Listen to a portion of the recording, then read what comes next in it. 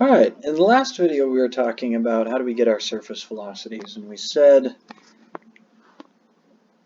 that in the end all it boils down to is V on the surface is equal to the gradient of the doublet strength. And we walked through how to calculate that using a least squares approximation and a linear fit to our calculations and got that. So all that's pretty easy.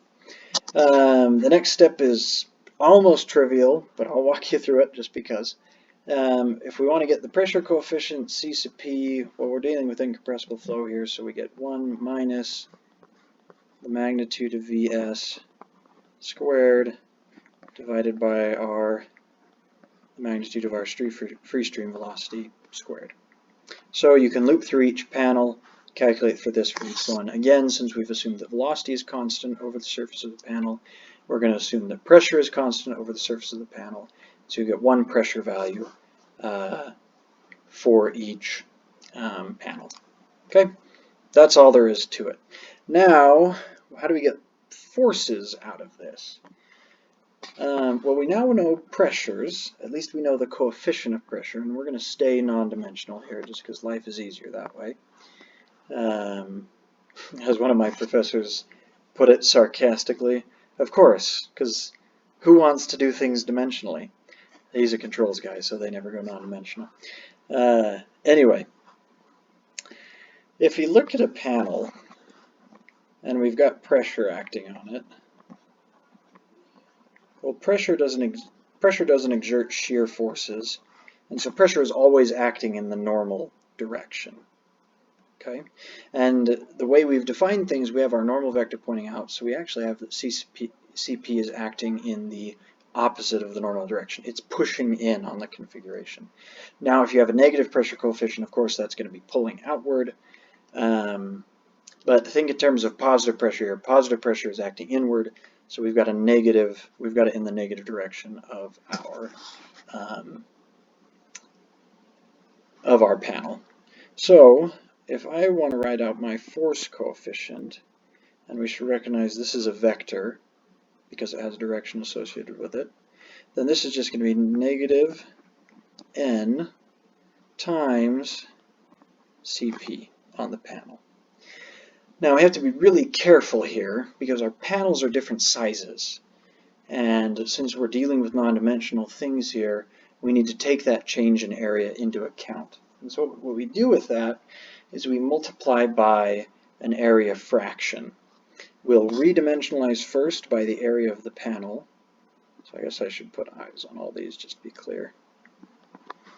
And then we're going to divide by some reference area. And the reference area is up to you. That's an input to your code. Specify however you like. If you want your reference area to be 1, well, then you just do away with this division entirely. But if you want meaningful results out of here, I recommend actually setting a ref depending upon your mesh. Okay, that is an important parameter. But so what's coming into this is we have pressure that's exerting a force. It's acting in the negative normal direction. We have to multiply by a sub I to account for the fact that all these panels are different sizes. And then a ref is our global non-dimensionalization area. So we have to divide by that in the end. And I should say that, oh, well, no, I guess I'm saying that by having a sub I here. So this is the coefficient of force acting on each panel. And if you want to figure out what the coefficient of force, or the force coefficient vector is acting on the entire configuration, so a global CF, and I'll just write that without the I subscript on there, that's just going to be the sum over I of CFI. Okay? And that's all it is. Make sure, again, this is a vector sum. And with what you're dealing with, the meshes I've given you, the sphere and the fuselage, those are all non-lifting configurations. Again, we're in potential flow here. And so CF that you calculate here should be pretty close to 0, the 0 vector.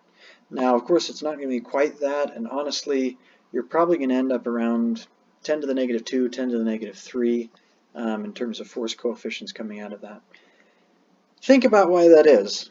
think about where have we introduced errors, where have we deviated from the exact solution, and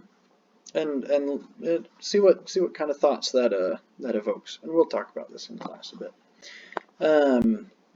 Anyway, I'll make a quick note here, and then this video is done. And like I said, this is really short. Remember that for your sphere meshes,